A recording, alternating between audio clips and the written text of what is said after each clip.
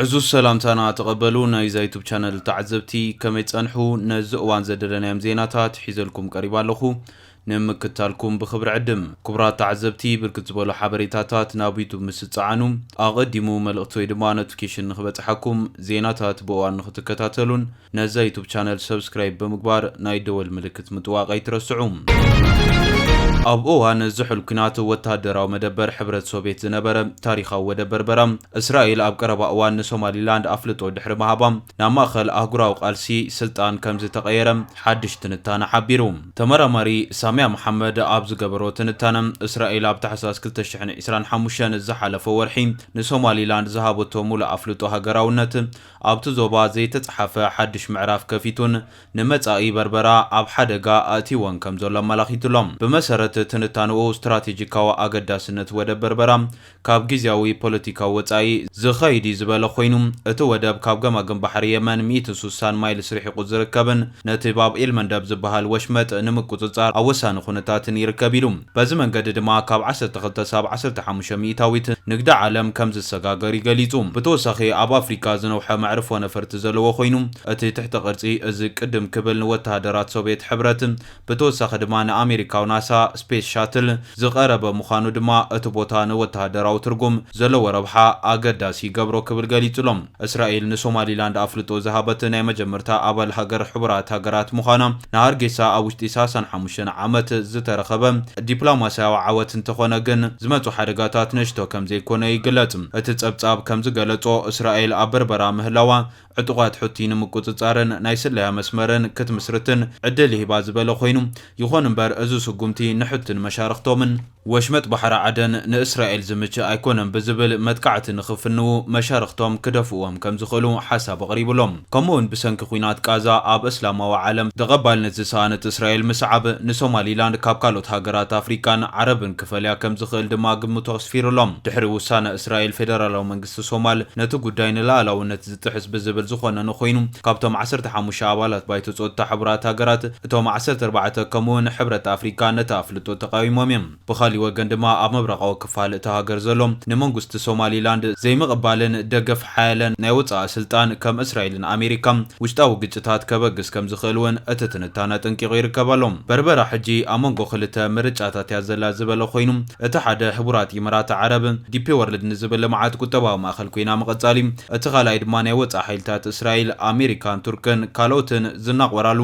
عودة وجه ناي بروكسي وجه مخاني قبل قليلهم ناي وضع بانديراتات كمتو كلوم وفرت راح ديكونس الزرقي قجت ون حزام يمزمتو قبلون اتتنتانه زلو سقات بمقلات زازي ملام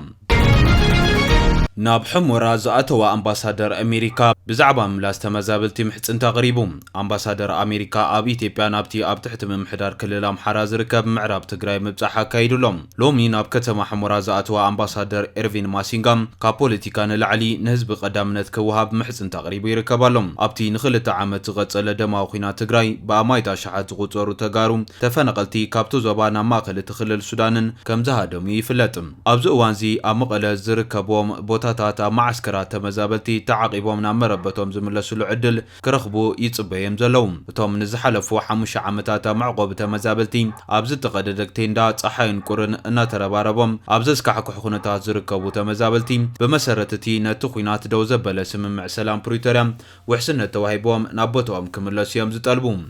نناي إثيوبيا وشتاو قجتات نبار فتاح تكبارو بمقبار اوشت إذ تمزابلو سبات نامربتهم بمبلاس نهزب قدامنت مهاب قزي كبل دما اتا أمريكا أمباسادر تويعي ركبالهم قدات قجت زخون قلعو نابيت مرتك ملاسو مرققات أقلقلوتو عنا كم زرخبو بمقبار وسان مخانون تقيسلهم بسمعت قاوكال سزقبر حقال بونت كقوارت كم زبلون اتي بإمباس أمريكا أبا دي ساببا زوتم حابريتا تقيسي ركبالهم نابتختما أبزاتو ولو موقع قبابلا كم زتقبرلو زقالت اتا أمريكا ودبلوماسيا أوزولو هزبي زقات موزولو بدوتات بقاتتا كعزب كي ليلولهم زعانو تحت قرصستات دروت أقلقلوت عنان سنة مسارة وأقلقالوتن أبلع له ህይወት ነበርቲ አሉልታው ጸቅቲ ይፈጥር ምህላውን አርዲሎም ተመዛበልቲ ናቦቶም ናይ ምምላስ መስርሕ በኢትዮጵያ ዝምራሕ ክኸውንን ሃገሩ ከምትድግፍ ድማ እታ አምባሳደር አፍሊጥሎም ተመዛበልቲ ብውሕስነት ክብረትን ምምላስ ብውልቅ ዝውስንሉ በኢትዮጵያ ዝምራሕን በህቡራት ሃገራት ዝድገፍን መስርሕ አሜሪካ ትድግፍ ወያ ክብሉን ተሰሚዕሎም ኩሎም ወገናት ልዕሊ ፖለቲካ ንህዝቢ ብምቅዳም ህዝቢ ፖለቲካዊ መጻኢው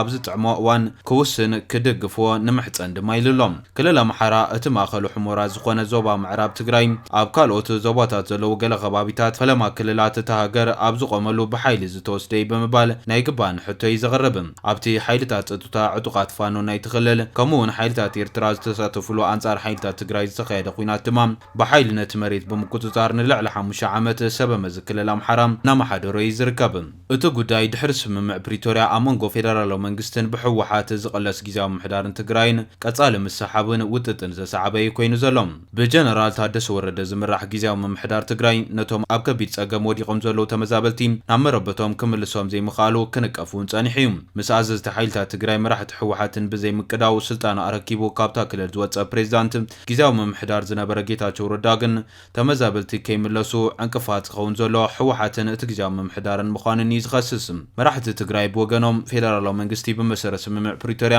ንሓይልታት ጸጥታ ክልል አምሓራ ካብ ምዕራብ ትግራይ ይኹን ካልኦት ኣሰሓብቲ ቦታታት ብምውፃእ ተመዛበልቲ ክምለሱ ኣብ ምግባር ሓላፍነቱ ኣይተወፀን ክብሉ እዮም ዝኸሱ ጌታቸው ዝርከቦም ሰበብ መዚ ፌደራልን ክልል አምሓራን እቶም ተጋሩ ተመዛበልቲ ብውልቂ ናብቲ ዞባ ክምለሱ ከም ዝኽእሉ እዮም ዝምግቱ ብዙሓት ካብቶም ተፈናቀልቲ ግን ናብቲ ሓይልታት አምሓራ ፌደራልን ዝተቆፃፀርዎ ቦታታት ብውልቆም ክምለሱ ንህይወቶም ውሕስነት ከም ዘይብሉ እዮም ዝገልጹ ቅድሚ ሕጂ ናብቲ ዞባ ከይዱ ከም ዝነበረ ዝገለጸ አቶ ጌታቸው ረዳ ሎሚ እውን ሓደ ምስ አምባሳደር ማሲንጋ ናብ ሕሞራ ከም ዝተጋዓዘ ወገን ክልል አምሓራ ዝወፀ ሓበሬታ አመልኪትሎም ኣብታ ብጎንፅታት ናወፅ ዘላ ኢትዮጵያ ሰላምን ምርግጋዕን ክሰፍን አሜሪካ ዝከኣላ ክትገብር ምዃና ቃል ዝኣተወ እቲ አሜሪካዊ አምባሳደር ዕጡቃት ተቃወምቲ ሰላማዊ ፍታሕ ንምርካብ ቁሩባት ክኾኑ ተማሕፂኑሎም ፋኖ ወድዓዊ ዕላማታት ከቐርብ አሜሪካ ትምሕፀን ሰራዊት ሓርኖት ኦሮሞ ኦነግ ነቲ ኣብ ኦሮሞ ዘሎ ውግእ ደው ንኽብል ድርድር ክቕፅሉ ንፅውዕ ኢሉሎም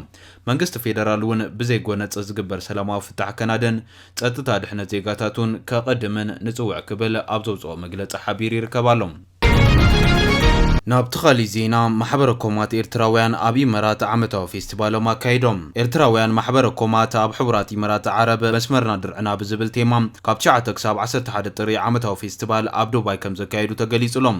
እቲ ብሓላፊ ቤት ጽሕፈት ጠቕላሊ ካውንስል ኤርትራ ኣብ ዱባይን ሰሜን ኢመራትን አቶ መሐመድ ማሕሙድ ሰሊም ከምኡውን ብሓላፊ ህዝባውን ኮማውን ጉዳያት ኣብ ሕቡራት ኢመራት ዓረብ አቶ ተስፋ ገብረ ትንሳኤ ዝተኸፍተ ፌስቲቫል ብውዕውዕ መሰናድኦታት ዕዙዝ ተሳትፎ ዜጋታት ደሚቑ ምንባሩ ካብቲ ቦታ ዝተረኽበ ሓበሬታ ረዲኢሎም ኣቦ ወንበር ማሕበረኮም ኤርትራውያን ኣብ ዱባይ ሰሜን ኢመራት አቶ ዑመር መሐመድ ኣብ ዘስምዖ ቃል ፌስቲቫል መርኣያ ስጡም ሃገራዊ ሓድነት ጥምረት ማሕበረኮማት ከም ዝኾነ ብምግላጽ ተሳትፎ ዜጋታት ክዓዝ ፀዊዕ ኢሎም ኣቦ ወንበር ማሕበረኮም ኤርትራውያን ነበርቲ አቡዳቢ አቶ አልአሚን ዓሊ ብወገኑ ነቲ ጽምብል ንምድማቕ ኣበርክቶ ንዝገበሮ ኣካላት ብምምስጋን ዜጋታት ብሓፈሻ ስድራ ቤታት ድማ ብፍላይ ንዕላማታት ፌስቲቫል ተገንዚቦም ብዕቱብ ክሰርሕሉ ተላብዩ እቲ ንሰለስተ ተኸታታሊ መዓልታት ዝተኻየደ ዓመታዊ ሃገራዊ ምትእኽኻብ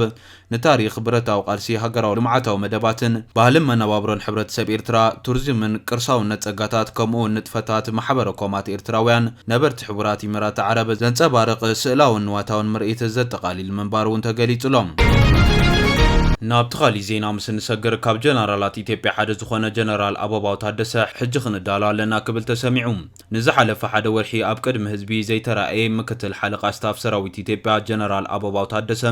ሎሚ ኣብ ዝተኻየደ ኣኼባ ተራኢሎም ኣብታ ኣኼባ ዝሃበሩ ኢተውን ኣዘራራቢ ኮይኑሎም ሕጂ ክንዳሎ ኣለና ክብል እውን ተሰሚዕሎም እቲ ብሕጂ ዘሎ ኩናት ብቴክኖሎጂን ሳይበርን ስለ ዝተሰነየ እቲ ኣሃዱ ንርእሱ ከዳሉን ኣብ ሞይኡ ከም ቀጻሊ ዕላማ ብቑዕ ክኸውንን ኣለዎ ኢሉ ትማሊ ፊልድ ማርሻል ብርሃኑ ጁላ እቲ ብሕጂ ዘሎ ኩናት ብቴክኖሎጂ ዝካየድ ምዃኑ ብምግላጽ ክነቀላጥፎ ኣለና ምባሉ ጸብጺብና ነርና ኢና ማዕረ ማዕርኡ ድማ ሎሚ ጀነራል አበባው ታደሰ ክንዳሎ ኣለና ዝብል መልእኽቲ ሰዲድሎም እቲ ጀነራል ኣስዒቡ ርክብን ሓበሬታን ቀንዲ ስርዓት ነርቭ ናይ ሓደ ወታደራዊ ስትራቴጂ ዝኾነ ይኹን ብዘይርክብ ዝግበር ናይ ውግእ ምውፋር ምሕሳብ ኣይከኣልን ክብል ወሲኹ ገሊጹሎም ኣብቲ ኣኼባ ዝተረኽቡ ቀንዲ ሓላፊ ርክብን ሓበሬታን ሌተና ጀነራል መሰረት ወገኑ ኣብቲ ቀንዲ ክፍሊ ብዙሕ ስራሕቲ ከም ዝተሰርሐ ገሊጹ ሓላፊ ክፍሊ ስርዓት ሓበሬታን መራኸቢታትን ብርጋዴር ጀነራል ኣዱኛ ድሬሳ ብወገኑ ነቲ ዓውዲ ምስቲ ሕጂ ዘሎ ባህሪ ኩናት ንምትዕርራይ ሰፊሕ ናይ ጽገና ስራሕቲ ይካየድ ከም ዘሎ ይገሊጹ ብፍላይ እቶም ቅድሚ ሕጂ ዝነበሩ ማንዋል ሚስጥራዊ ስርዓት ሙሉእ ብሙሉእ ናብ ዲጂታላዊ ስርዓት ከም ዝተቐየሩ ብምግላጽ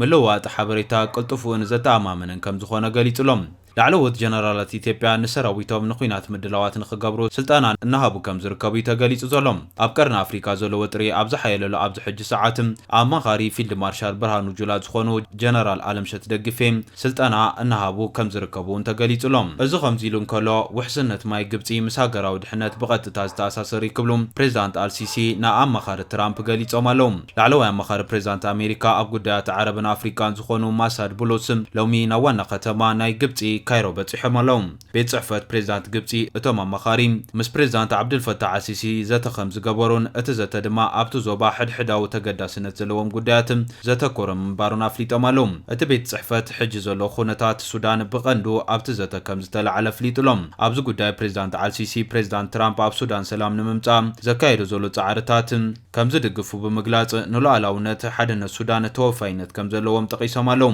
ኣብቲ ዘተ ጉዳይ ርባን ኢሉ እውን ዝተለዓለ ኮይኑ ፕሬዚዳንት ግብጺ ድማ ነታ ኣማኻሪ ውሕስነት ማይ ግብጺ ምስ ሃገራዊ ድሕነት ብቐጥታ ዝተኣሳሰሪ ከም ዝበልዎም ሓቢሮም ይርከቡ ኣለዉ እምበረከስ ክቡራት ተዓዘብቲ ነዚ እዋን ዘደለናይ ዜና ንዝመስል ነይሩ ብኻሊእ ሓበሬታ እስካዕ ንረኸብ ሰላም